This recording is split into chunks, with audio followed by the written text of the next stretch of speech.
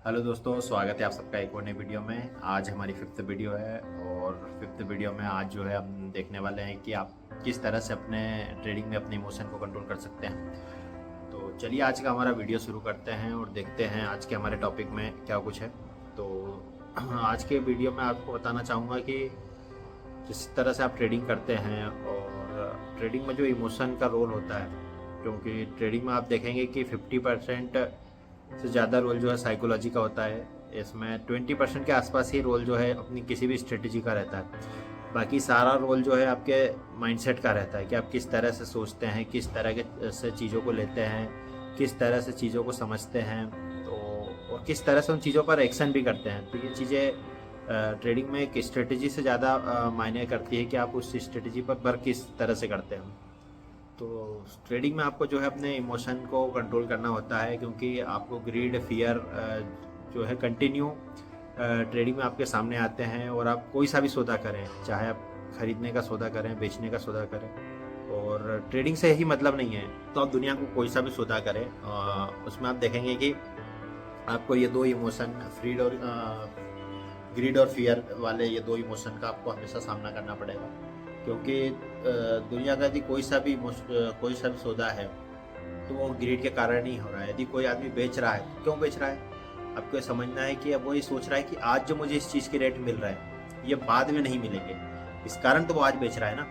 उसको यदि पता हो कि नहीं, आज जो मैं बेच रहा हूँ कम की प्राइस पे बेच रहा हूँ, कल मुझे इससे बढ़ के मिल सकता है, तो बेचेगा ही क्यों?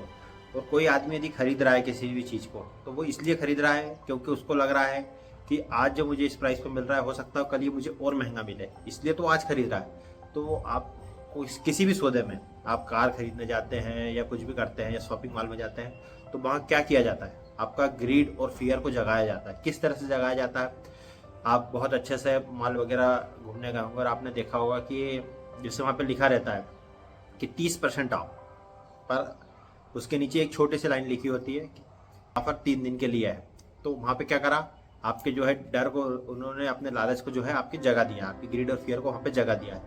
और जब आपका ग्रीड और फियर जगेगा तभी जो है वहाँ पे एक सौदा बनता है।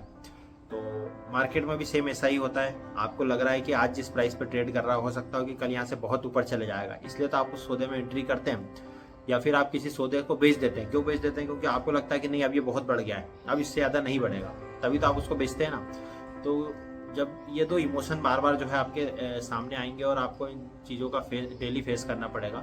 लेकिन आप यदि इन पर कंट्रोल कर लेते हैं तो आपके जो डिसीजन जो है गलत होने से बहुत ज़्यादा बच जाएंगे। आपके डिसीजन जो है ज़्यादा गलत नहीं होंगे और आप जो है अपनी स्ट्रेटेजी के बेस पर कोई भी डिसीजन कर पाएंगे। आपको पता होगा कि आखिरकार मैंने इस चीज़ में एंट्री करा है तो क्यों करा है, उसके पीछे एक वैलिड रीज़न रहेगा। और जब आपके पीछे वैलिड रीज़न रहेगा तो आप उस ट्रेड में जो है ज़्यादा परेशान नहीं होंगे, आपको घबराहट नहीं होगी, आपको ट्रेड लेने के बाद बेचैनी नहीं होगी। उसमें थोड़ा बहुत लॉस दिखेगा तो आपको पता है कि नहीं, आखिरकार ये मैंने लिया क्यों था। और आप यदि अपनी स्ट्रेटेजी पर नहीं लेंगे और ग्रीड और फियर के चक्कर में यदि आप उसको आकर ले लेंगे तो आप बाद में कहीं ना कहीं आपको जिस थोड़ा बहुत भी लॉस दिखेगा या आपको कहीं से टिप्स मिल गई थी और आपने उस टिप्स के बेस पे ले लिया है, तो आप जो है उस सौदे से कभी भी प्रॉफिट नहीं कमा पाएंगे आप। क्योंकि उसमें जहां आप जैसे 500 रुपये का शेयर था, मेरे हिसाब से, मेरी स्ट्रेटेजी के हिसाब से उस शेयर को 1000 रुपये जाना था, लेकिन वो एक बार में डायरेक्ट 1000 रुपये नहीं चल जाएगा। पहले क्या करेगा, वो 550 जाएगा, फिर वापस 450 आ जाएगा, फिर 580 जाएगा, फिर वापस 480 आ जाएगा। तो बार बार वो ऊपर नीचे ऊपर नीचे ऊपर नीचे होके फिर वो अल्टीमेटली ऊपर जाएगा। लेकिन आप क्या करेंगे कि जैसे ही आपको 550 दिखेगा और फिर वापस यदि 450 दिखा तो आप जो उसमें घबरा जाएंगे और आपको लगेगा कि नहीं यार, मैंने शायद गलत सौदे में एंट्री कर लिया, और आप उसमें स्टॉप लॉस अपना दे के बाहर निकल जाएंगे, लॉस बुक करके बाहर निकल जाएंगे। तो ग्रीड और फियर के ये नुकसान होते हैं और इनको आपको कंट्रोल करना चाहिए। इसके कुछ तरीके होते हैं कि आप उसे किस तरह से कंट्रोल कर सकते हैं।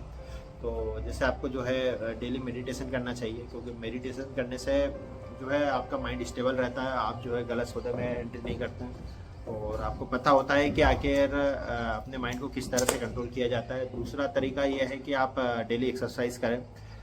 एक्सरसाइज करने से भी आपका माइंड रिलैक्स रहता है, आपको घबराहट या बेचैनी नहीं होती है, तो आपका माइंड जो है संतुलित रहता है उससे।